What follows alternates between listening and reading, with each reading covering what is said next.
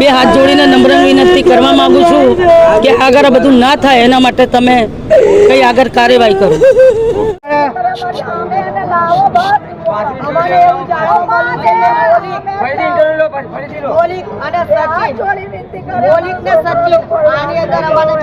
હાથ લાગી રહ્યો છે એની પાછળ બીજા કોણ છે અમને ખબર નથી। અને મોલિક નામનો છોકરો જે છે અમને પોલીસને એટલી વિનંતી કરીએ છીએ કે આ જીવી છે એને અમારી સામે લાવો ખાલી। અને દુધવાડી ચાલીની અંદર બરાબર અમને સરકારને બસ આ બે હાથ જોડે વિનંતી બસ અમારે એને અમારી સામે ન્યાય આપો। ન્યાય જોઈએ છે અમારે, બીજું કઈ નહીં જોતું। આ છોકરો કઈ ઝઘડાનો કઈ નતો બરાબર। નમસ્કાર દર્શક મિત્રો, ન્યૂઝ ફોર ગુજરાતમાં આપનું સ્વાગત છે।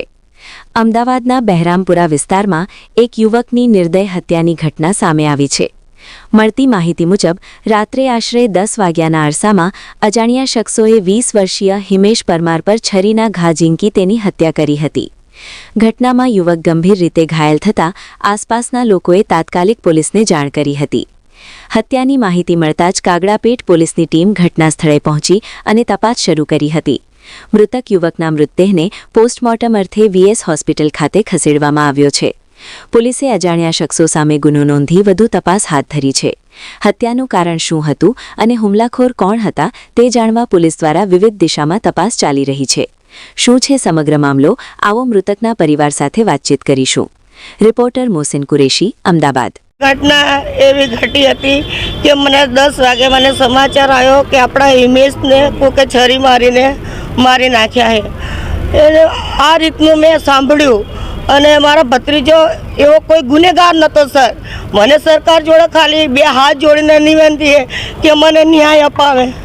કઈ જગ્યાએ ઘટના ઘટી હતી? બહેરામપુરા કયો રોડ કહેવાય? હરિયમ પ્લોટની બાજુમાં પરમાર દવાખાનું। હીરા લક્ષ્મીની સામે અમુક જગ્યાએ કેમેરા મૂક્યા છે, અમુક જગ્યાએ કેમેરા હતા કે કારણ કે અમે જોયું નથી, ખાલી લથપથ લોહીમાં હતો એને અહીંયા લઈને આવ્યા છીએ।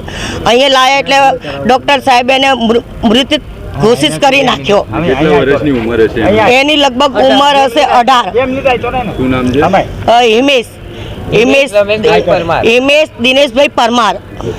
आप क्या चाहती, क्या मांगे आपकी सरकार से, पुलिस से? सरकार से और पुलिस से मेरे तो दो हाथ जोड़ के यही विनती है कि ये न्याय हमें चाहिए बस, और कुछ नहीं चाहिए हमें। आपसे बस दो हाथ जोड़ के विनती करते, हमारे को न्याय चाहिए। हमारा इस तरह से बच्चा गया है 18 साल की उम्र में, बस मुझे न्याय चाहिए सरकार से।